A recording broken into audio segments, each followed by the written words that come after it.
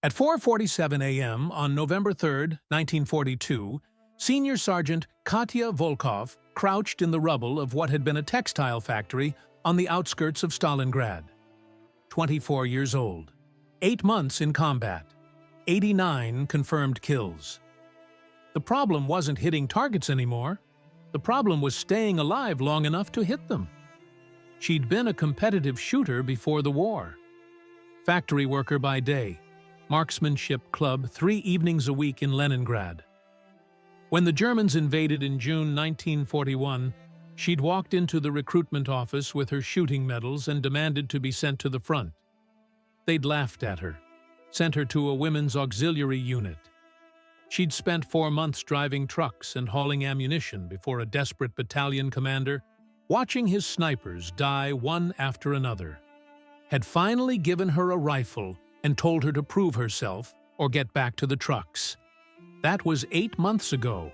She'd proven herself 89 times. The problem was, German counter-snipers had gotten very, very good at killing Soviet snipers, especially the predictable ones. And Katya had watched every tactical advantage she'd once held evaporate as the Germans adapted. The math was brutal. Soviet snipers were dying at a rate of 1 every 3.2 days in her division. By early November, the 284th Rifle Division had lost 23 snipers since September. The Germans were winning the duel, and they were winning it systematically. The doctrine was clear. Arrive before dawn.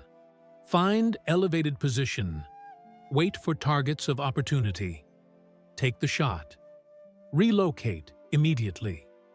The doctrine had worked in the early months when German soldiers were careless, when they stood in groups smoking cigarettes, when they didn't understand the danger. But by November 1942, the Germans had learned. They'd developed counter-sniper protocols. They'd brought in their own elite marksmen. They'd started hunting Soviet snipers the way Soviet snipers hunted them. And the Soviet snipers were losing. The pattern was always the same. Soviet sniper takes position, waits, spots target, lines up shot. The moment before pulling the trigger, a German counter-sniper who'd been watching for hours, who'd predicted exactly where the Soviet would position themselves, who'd pre-sighted their rifle on that exact spot, fires first. One shot, usually 7.92 mm from a Mauser K98K with a scope, usually between 300 and 500 meters, usually fatal. Katya had studied the pattern. She'd interviewed the few snipers who'd survived encounters with German counter-snipers. She'd examined the positions where Soviet snipers had died. She'd mapped sight lines and calculated angles. The problem was doctrine. Soviet sniper doctrine prioritized concealment and patience, which meant staying in one position for hours. But the Germans had figured out where Soviet snipers liked to hide. Second- and third-story windows, rubble piles with good sight lines to German positions, bell towers. The Germans watched those positions. They waited. They let the Soviet sniper settle in, get comfortable, focus on finding a target. And then they fired. By early November, the division had lost 23 soldiers this way. 23 snipers who'd followed doctrine perfectly, who'd done everything right, who'd died anyway. Sergeant Dmitry Sokolov, October 8, 1942. He was 19, from a village outside Moscow where his father made barrels, could identify trees by their bark texture in the dark. They'd worked together for 2 weeks. He'd been in the war since June 1941, survived Smolensk, survived the retreat to Moscow, survived 16 months that killed most of his original unit. He had 34 confirmed kills. He was scanning a German trench line from a bombed-out apartment building. 3rd floor. Perfect sight line to enemy positions 380 meters away, when the bullet hit him in the head. 7.92 millimeter Mauser.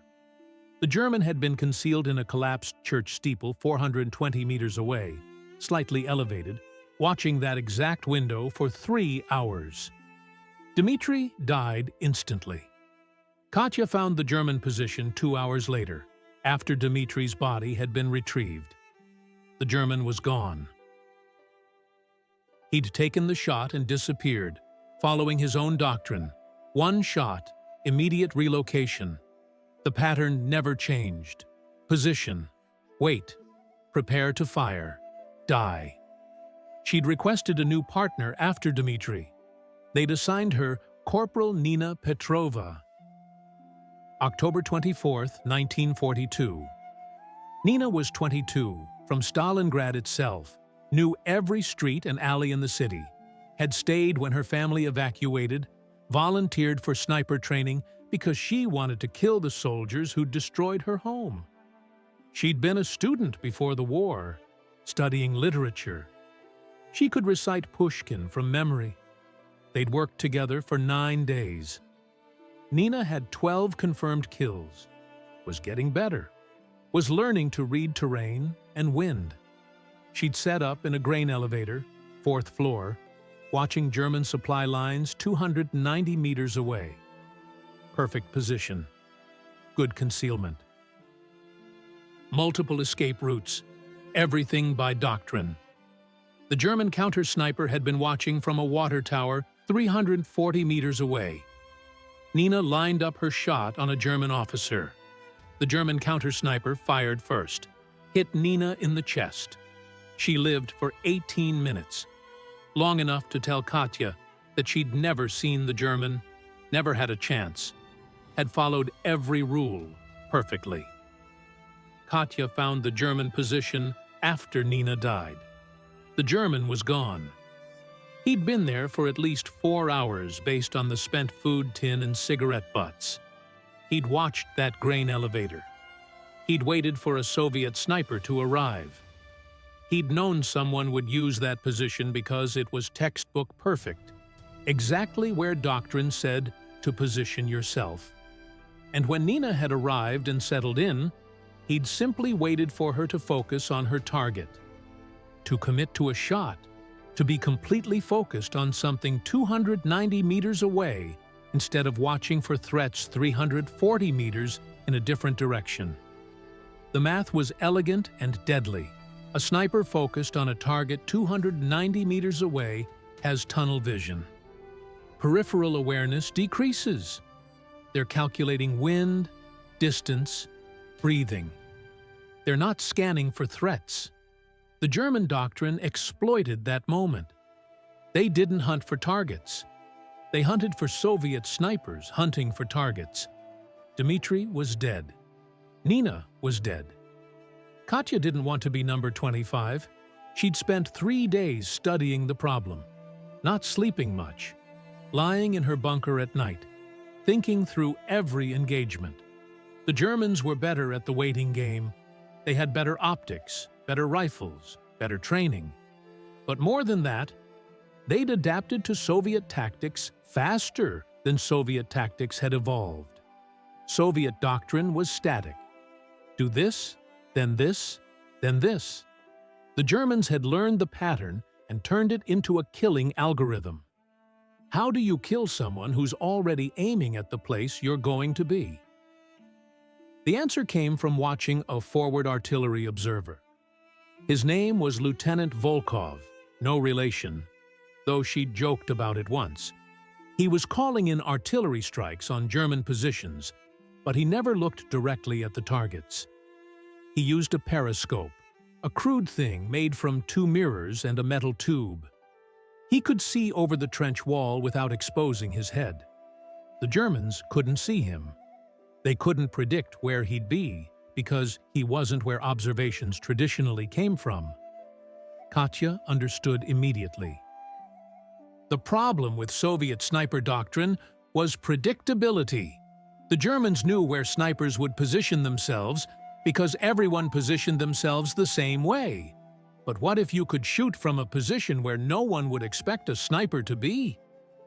What if you could see without being seen? She spent the next day thinking through implementation. A mirror system, small enough to carry, angled to provide sight lines around corners or over obstacles. The rifle would be in one position, her head would be in another. A German counter-sniper could watch the perfect sniper position all day and never see her because she wouldn't be in the perfect position. She'd be 3 meters to the left, hidden, watching through mirrors. It violated every principle of Soviet sniper doctrine. Doctrine specified that a sniper must have direct line of sight to the target, must be able to see through the scope directly, must maintain perfect form and posture. Adding mirrors meant the rifle would be exposed without her head behind it. It meant trusting the mirrors to show her what the scope showed. It meant shooting at targets she couldn't see directly, only through reflection. If her commanding officer found out, if anyone in the political commissar's office learned she was modifying weapons and violating doctrine, the penalty was court-martial at minimum, possibly execution. Deviating from approved tactics was considered sabotage. The penalty for sabotage was death. But Dmitri was dead. Nina was dead. 23 snipers were dead. Katya didn't want to be number 25. She started with materials. Needed 2 small mirrors, each about 8 centimeters square. Found them in a bombed-out apartment, salvaged from a woman's compact and a broken hand mirror. Needed rigid support structure. Found metal tubing from a destroyed radio in the same building. Needed way to attach system to rifle.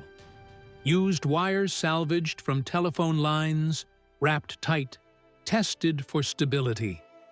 The construction took her 40 minutes in a basement on the night of November 2nd, 1942. Her hands were shaking, not from fear, from cold. The basement had no heat. She could see her breath.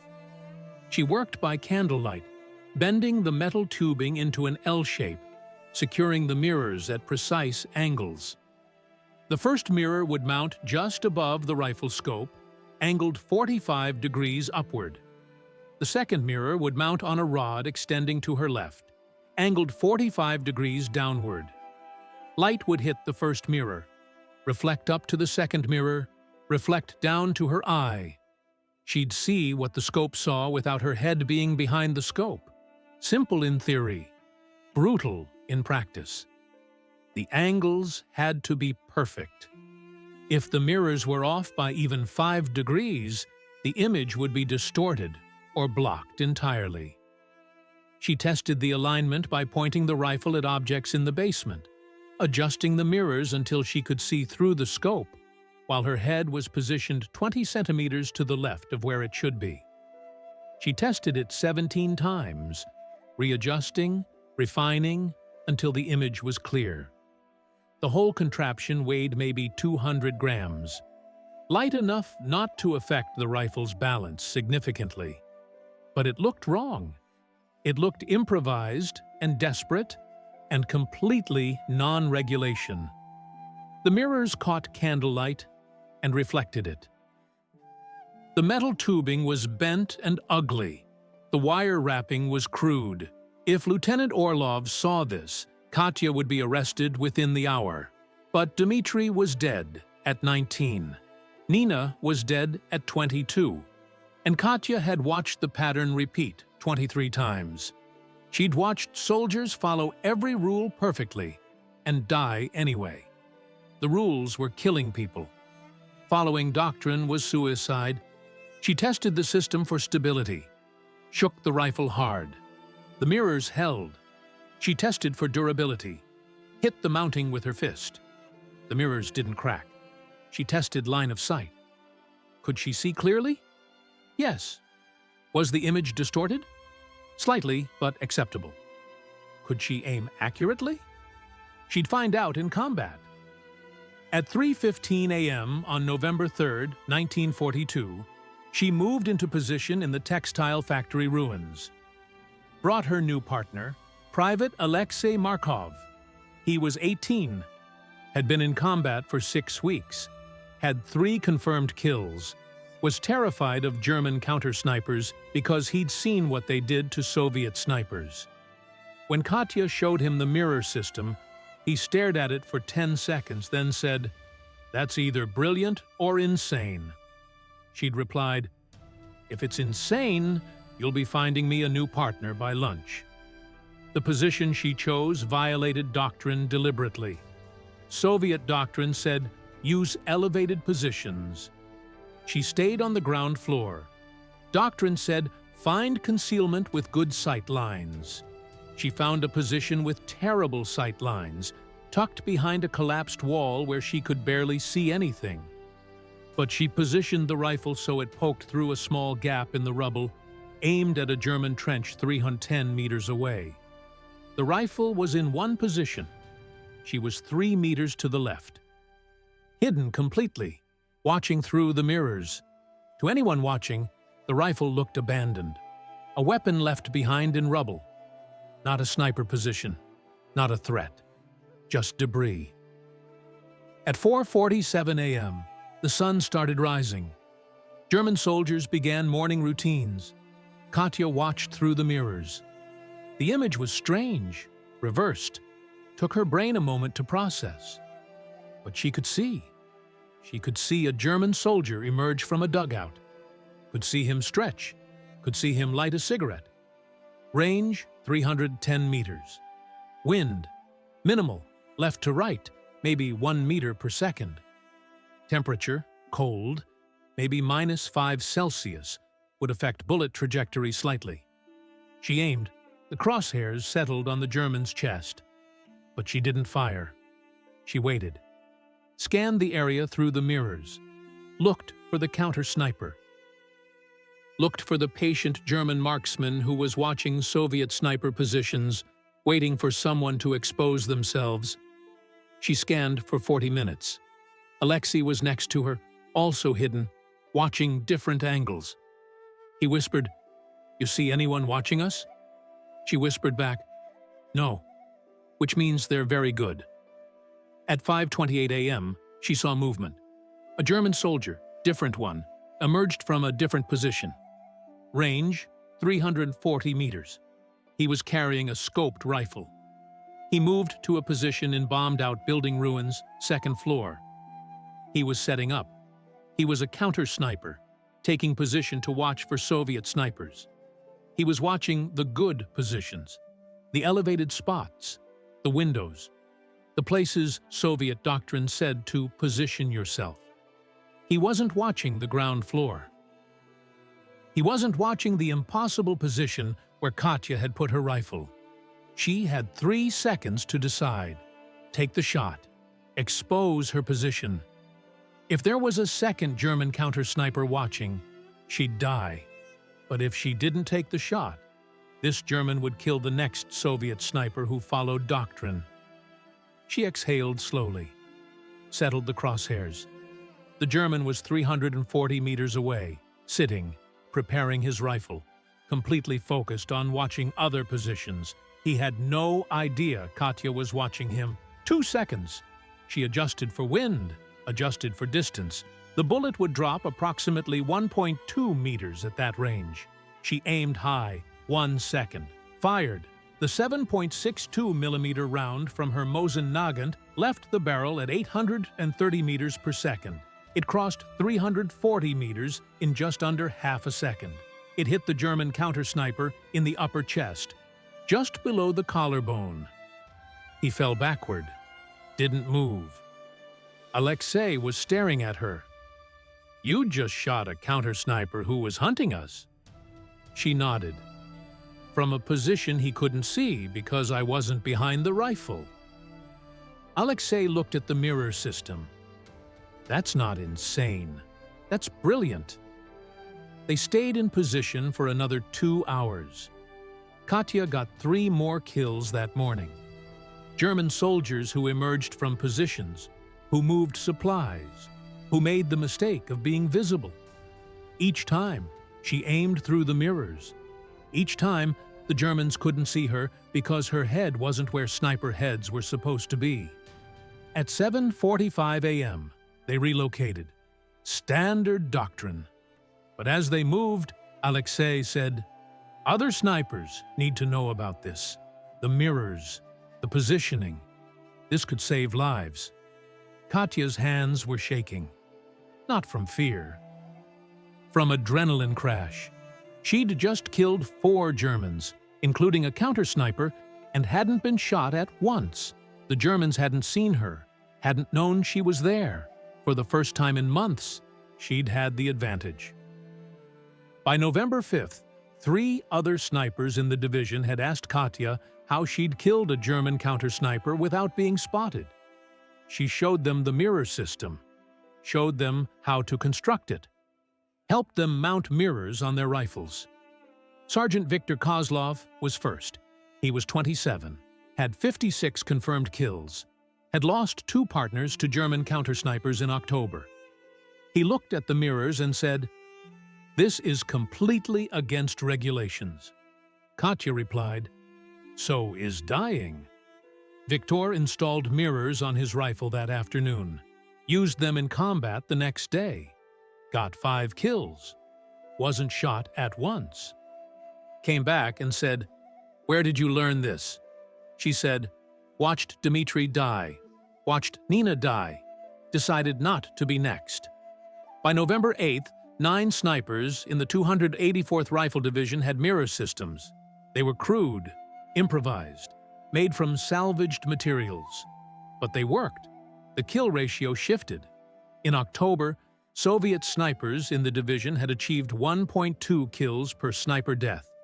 By November 10th, the ratio was 4.7 kills per sniper death. German counter-snipers were still hunting, but they were hunting for snipers in predictable positions. The Soviet snipers using mirrors weren't in predictable positions anymore. German intelligence reports from mid-November mentioned unusual Soviet sniper behaviors. They noted that Soviet snipers seemed to be shooting from positions where no one was visible. They noted declining effectiveness of counter-sniper operations. They never figured out the mirrors.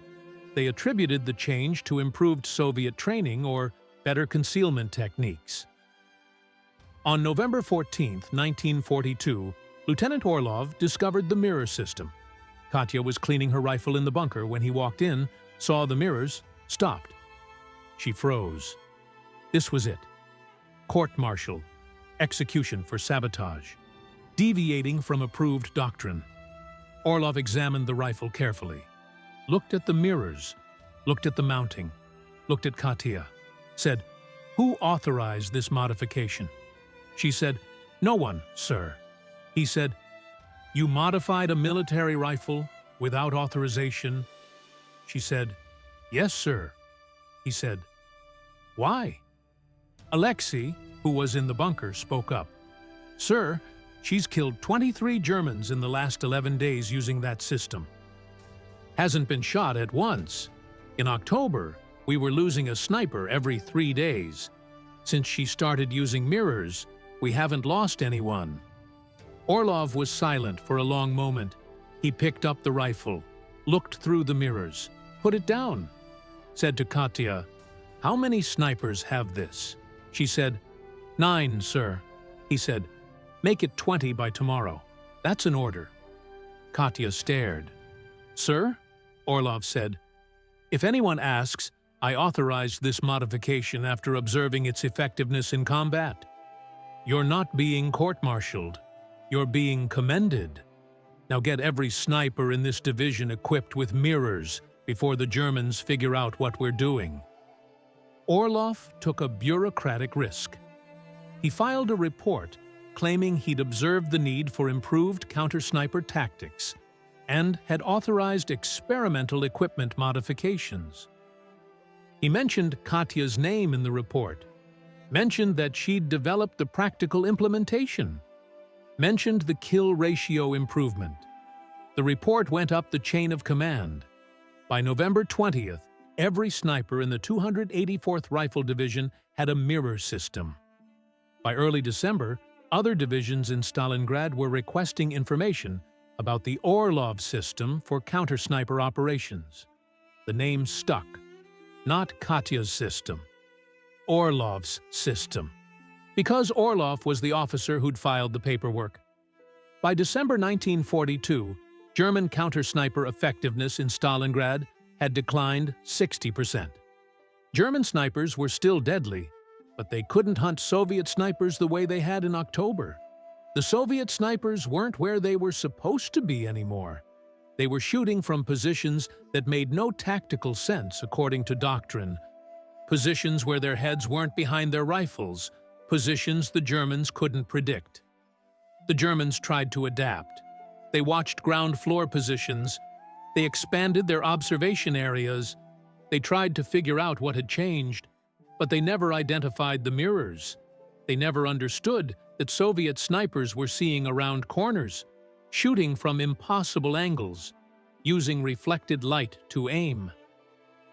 In January 1943, an evaluation team from Moscow arrived in Stalingrad. They were studying sniper effectiveness. They interviewed Orlov. They examined the mirror systems. They took notes. They wrote a detailed report crediting the command staff with identifying deficiencies in counter-sniper doctrine and implementing corrective measures. The report mentioned improved positioning strategies and innovative use of observation equipment. It never mentioned Katya. It never mentioned the dead partners who'd motivated the innovation. It described the mirror system as if staff officers had designed it in Moscow and distributed it to the front lines. Lieutenant Orlov tried to correct the record.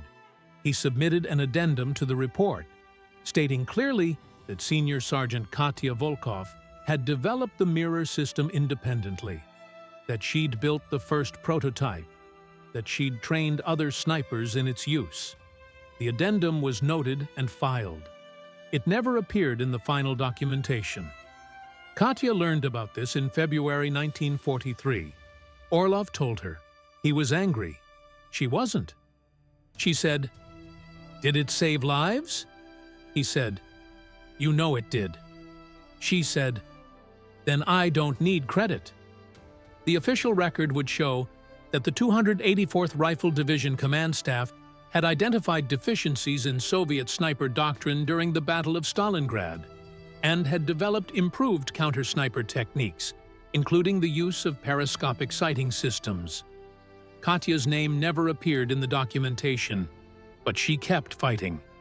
February 1943. March. April. The mirror system saved her life at least 11 times by her count. Moments when German counter-snipers would have killed her if she'd been in the expected position. Moments when she saw the enemy sniper watching the wrong place, looking for a head that wasn't there. On April 17, 1943, she was in position in the ruins of a factory in a different sector. The Germans were retreating, slowly, fighting for every block. She was watching a German position 290 meters away. She'd been there for 2 hours. She lined up a shot on a German officer. At 9:23 a.m., she saw a glint, a reflection. A German counter-sniper, 380 meters away, different direction, watching her rifle position. He fired. The bullet hit the metal tubing that held her mirror system.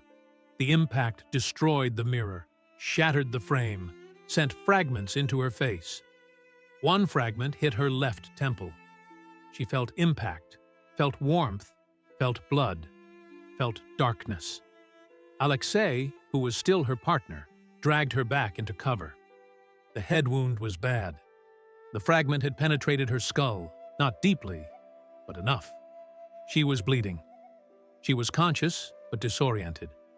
Alexei wrapped her head with bandages, applied pressure. Screamed for a medic.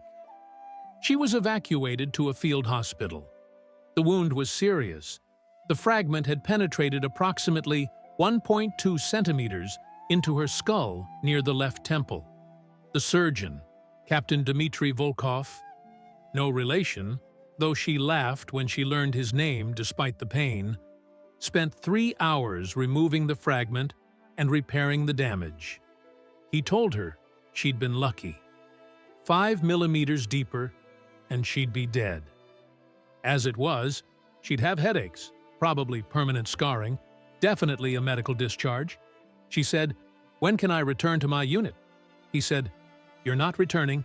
You're being sent to Moscow for extended recovery. You'll never serve in combat again." She said, "I have 112 confirmed kills and work to finish." He said, "You have a hole in your head and orders to recover." She spent 3 weeks in the field hospital. The headaches were constant, brutal, blinding. But she could think. She could see. She could shoot. She told every doctor, every nurse, every officer who visited that she needed to return to combat. They told her no. Told her she'd done enough. Told her she'd nearly died and should be grateful to be alive. On May 8, 1943, she left the hospital without authorization, walked out, found a supply truck heading toward the front, convinced the driver she was cleared for transport. She was in a medic's uniform, had forged paperwork, she'd stolen a form and filled it out herself, looked authoritative enough that no one questioned her. She reached the 284th Rifle Division on May 11, 1943. Found Orlov. He stared at her. "You're supposed to be in Moscow," she said. "I have work to finish. If this story is pulling you in, hit that like button right now and subscribe. Because what happens next changed how Soviet snipers fought for the rest of the war. These stories matter. The women who lived them deserve to be remembered. Orlov should have arrested her, should have sent her back. But he looked at her, looked at the bandage still wrapped around her head, and said, "You're insane." She said, "I learned from the best." He said, "You can't shoot with that injury." She said, "Watch me." He gave her a rifle. She took it to the makeshift range they'd set up in the rubble. She built a new mirror system. Took her 45 minutes, hands shaking from exhaustion and pain. She mounted it. She aimed at a target 300 meters away. She fired, hit center mass, fired again, hit center mass, 5 shots, 5 hits. Orlov said, "You're cleared for combat. Don't die, or I'll have to explain to Moscow why I let a head wound survivor back in the field." She returned to active duty on May 12, 1943. Alexei was still alive, had survived 4 months without her, had 31 confirmed kills, was shocked to see her. He said, "They said you were in Moscow?" She said, "I was bored." He said, "You took a bullet to the head." She said, "I took a fragment to the temple, and I'm not finished." They worked together for another 7 months. May 1943 through November 1943. Katya's kill count climbed. 112 before the injury, 147 by August, 189 by October. The headaches never stopped. She had permanent nerve damage that made her left eye twitch occasionally. She had a scar that ran from her left temple to her hairline. But she could shoot. She could aim. She could kill German soldiers who were trying to kill her comrades. On November 8, 1943, she was in position outside a village west of Kiev. The Germans were in full retreat by this point, but they were fighting hard, making the Soviets pay for every kilometer. She'd been in position for 3 hours when she saw him. A German counter-sniper. He was setting up in a church steeple 4 and 10 meters away. He was hunting for Soviet snipers. He was good, careful, patient. She watched him through her mirrors. She lined up the shot. She thought about Dmitri, thought about Nina, thought about 23 Soviet snipers who died before she'd invented the mirror system. Thought about 11 times the mirrors had saved her life. Thought about the German sniper who'd shot the mirrors and put a fragment in her skull. She fired. The bullet crossed 410 meters in just under half a second. Hit the German in the head. He fell. Didn't move. Alexei said, "That's 190. She said, "That's one for Nina." The war continued. The Soviets pushed west. Katya kept fighting. December 1943, January 1944, February. The headaches got worse. The nerve damage made it harder to aim. By March 1944, she was missing shots she'd have made easily a year before. The head wound had cost her something, some edge, some sharpness. In April 1944, Orlov pulled her from combat. Not because she was ineffective, because she'd pushed herself for 13 months past what any doctor would have cleared. Because the head wound was causing seizures. Because she'd collapse after engagements, vomiting from the pain. He said, "You're done. 201 confirmed kills. You've done more than anyone could ask. Go home." She said, "I don't have a home. The Germans destroyed Leningrad." He said, "Then find one. You've earned it." She was 26 years old. She'd been in combat for 22 months. She'd survived longer than any female sniper in the division except one. She'd been shot, wounded, evacuated, and had returned without authorization to keep fighting.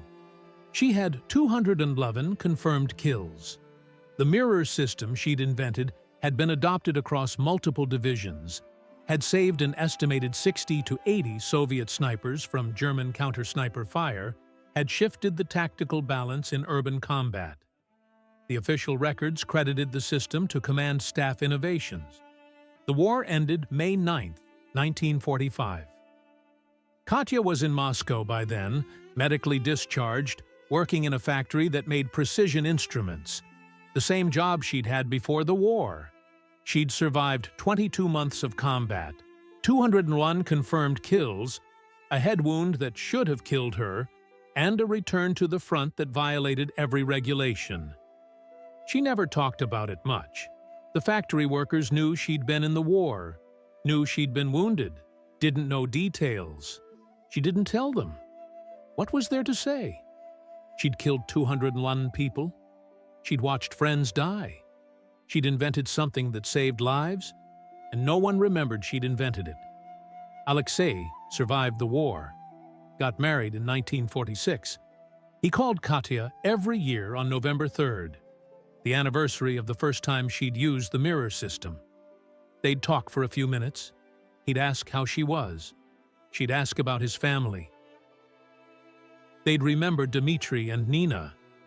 Then they'd hang up. Same ritual every year for 30 years.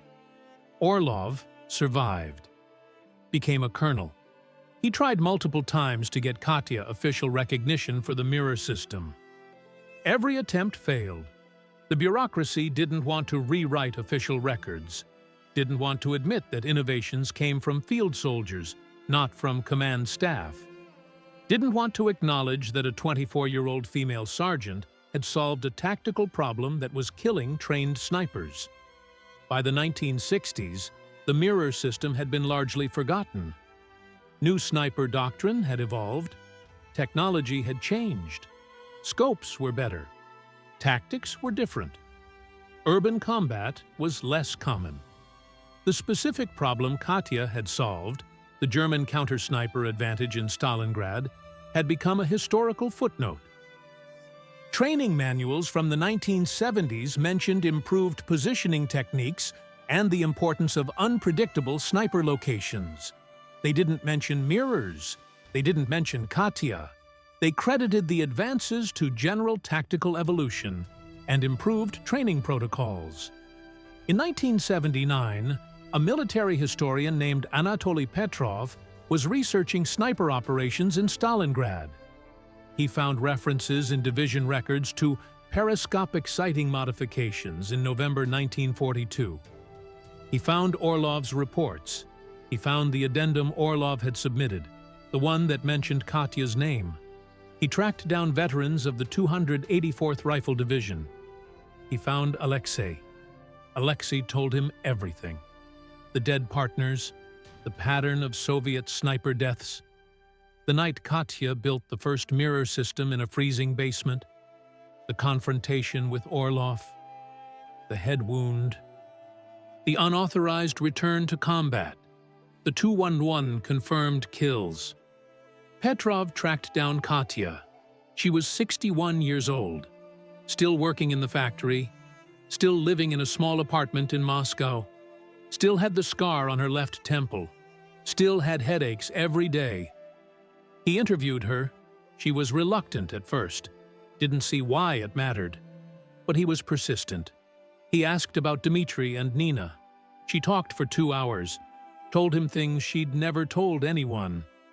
The fear, the math, the nights she couldn't sleep, the moment she'd realized the doctrine was killing people, the decision to risk court-martial because dying by following regulations seemed worse than dying for breaking them. Petrov asked, "Did you know the mirror system saved an estimated 60 to 80 Soviet snipers?" She said, "No, I knew it worked.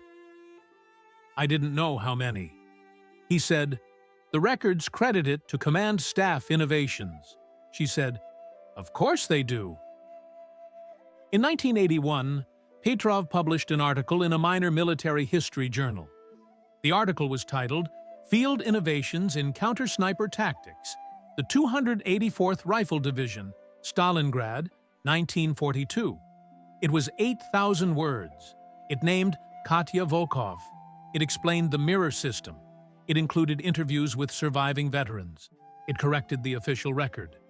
The journal had a readership of maybe 100 people, mostly historians and retired officers. But Katya received letters from veterans who'd used the mirror system and never knew who invented it, from families of snipers who'd survived the war because of the mirrors, from a woman in Kiev whose father had been in the 284th Rifle Division, who'd lived to age 74, who'd told his daughter about the woman who changed how we fought, but never knew her name. One letter was from the widow of Sergeant Viktor Kozlov. Viktor had been the first sniper Katya had helped install mirrors. He'd survived the war with 89 confirmed kills, had lived until 1978, had died of cancer. His widow wrote, "He talked about you every November 8th. He said you saved his life at least 6 times. He tried for years to get you recognized. He never understood why the system was credited to officers." Another letter was from a man named Yuri Orlov. He was Lieutenant Orlov's son. Orlov had died in 1976. Yuri wrote, "My father talked about you until the day he died. He said you were the smartest soldier he ever commanded. He said the bureaucracy erased you from the record because they couldn't admit that a female sergeant had solved a problem their trained officers hadn't. He wanted you